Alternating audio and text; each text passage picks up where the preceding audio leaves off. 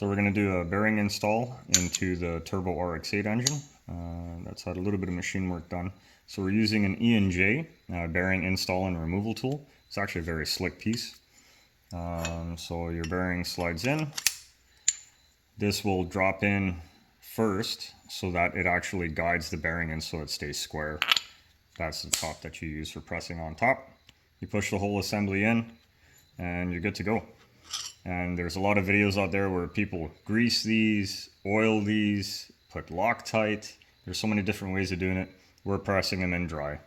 It's that's just the way we choose to do it. So we've already removed it. We have another video that'll explain, and there's a ton of other videos that you can find everywhere on that. Okay, so you have to line up your bearing, and everybody's trick is the exact same. Basically, you just draw 2 lines coming down square off the bearing for your tang, and then you got to make sure that you're going to put it on the installer correctly. So this piece goes down first. Carefully slide the bearing in place. Put your cap on top. So this cap is actually meant to stay really tight with this, but we found it to be just a little too tight. So we kind of cleaned up the edge, and it spins and turns quite easily.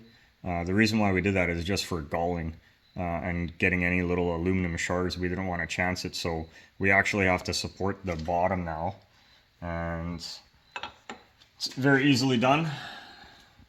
So we just give enough space underneath of the plates, and like everybody's press, you try to make them as square as you possibly can be. So, you know, you're shopping in the same place everybody else is shopping, like Princess Auto or Harbor Freight if you're in the States. You're going to be dealing with the same stuff. So basically it slides right on in, and I'm already doing this wrong because what you want to do first is put the tab.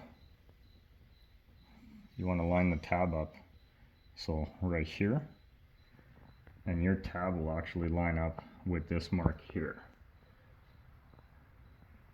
And underneath, what I'm using to support the rotor is a 3.5-inch V-band clamp.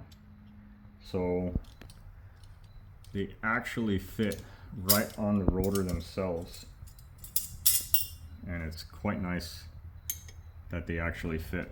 So this one actually has a lip, so we're using the other one that doesn't have a lip, and it supports all the weight right on the strongest part of the rotor. So that's what's underneath. And this is probably the most difficult part, is getting this to go inside and lining it up 100% perfect.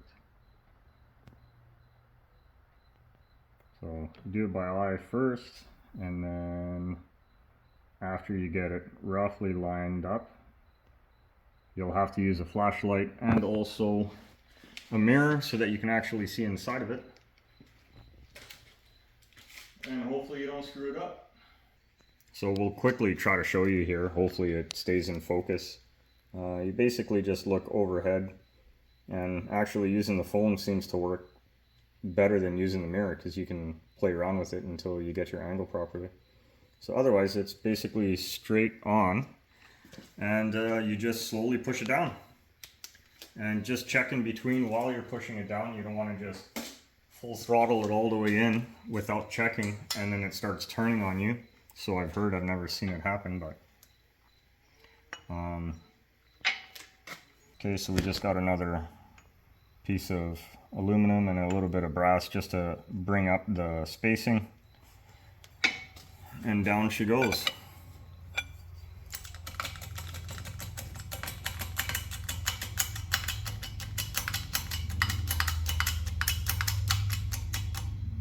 So with our press, there's actually, the contact is in the first quarter of the round here. So you're going to see this is not really centered, but the pressure is going to be centered through the bearing, you know, in both parallels here. So that's why we're doing it. It goes in relatively easily.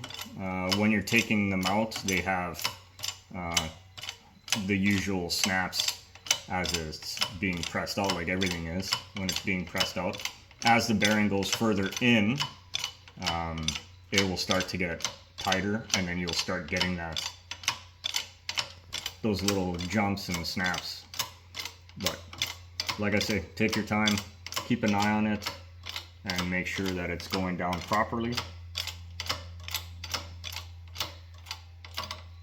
Otherwise, if you rush and you're not paying attention, you might pay for it. So it takes 2 seconds to quickly check. And so long as you are good, looking good.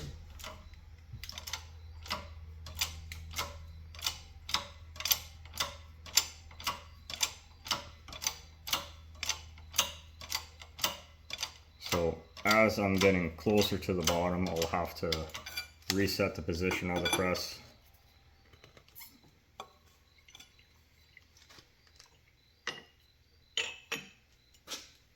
So what works really nice actually for the rest of the way, it's a 3-inch V-band clamp, and it fits pretty much perfectly onto the top of the tool.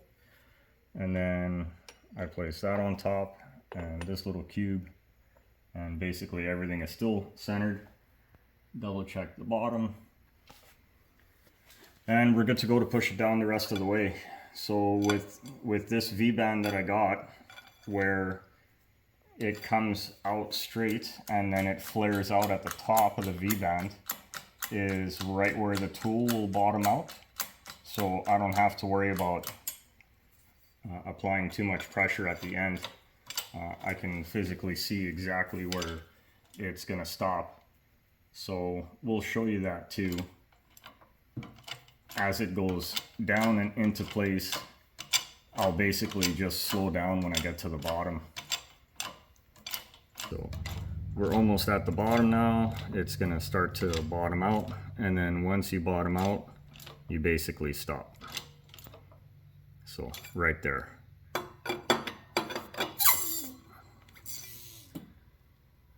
And that's it. So quick, easy install of the bearing. There's so many different ways of doing it, and everybody's got different tools, different methods. And once it's in place properly, the bottom comes right out. So does the top. Bearings installed. You got to get rid of the little schmutz that's around this stuff, and you're good to go. Easy. Okay, so we're going to be using our E&J rotor bearing and install. What is it?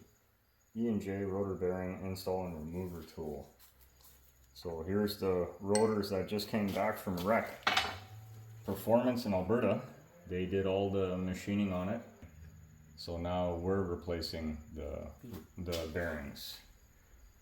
So this is a tool from E&J in United States, in Florida.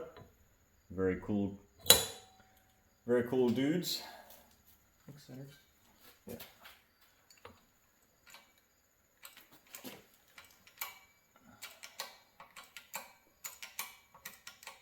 So underneath of the rotor, I have one of my 3.5 inch V-band clamp, and it actually fits perfectly on the lip of the rotor, and it's big enough for the bearing to slide down and through. You just want to square off your press. It's the most important thing to do. You do your best at trying to get everything as square as possible, and then slowly push her down. You'll hear a couple little pops and cracks, and the second the first pop happens, it gets a lot easier pushing it down. So just keep going. Don't go all the way, of course, because we don't have a gap in the bottom, but I can go a pretty fair distance before we stop, and then we'll readjust the plates underneath. And we got the 4 plates, so there's a reason for that too. So with the two bottom plates, they actually will be catching the bearing when it comes down, and the other two top plates are just for adjustment. We're good.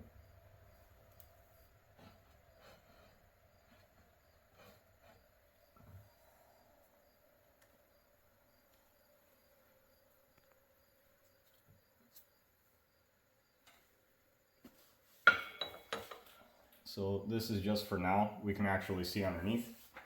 If you want to go down with it. So we got roughly about another ½ inch before it can come down all the way.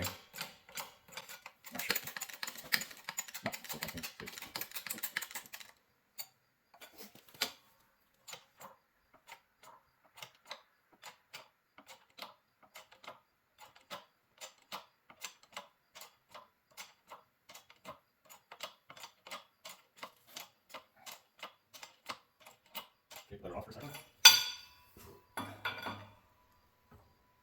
So as you keep pressing it down, you'll get closer to the bottom, and then you can readjust the plates where the bearing will slide right past it, and then the bottom plates are still sticking in, and they'll actually catch the bearing and the tool instead of it falling onto the ground and the tool maybe getting damaged. So that's the last thing you'd want to happen. Don't rush with this stuff. Take your time, make sure everything is centered. And same with on our press, just like everybody else's press, you're gonna have it where it's not gonna be completely flush with the stuff on the bottom. So where it's gonna be hitting first, you try to center it on whatever you're using. Here we're just using a socket. And a little bit more and it'll pop right out.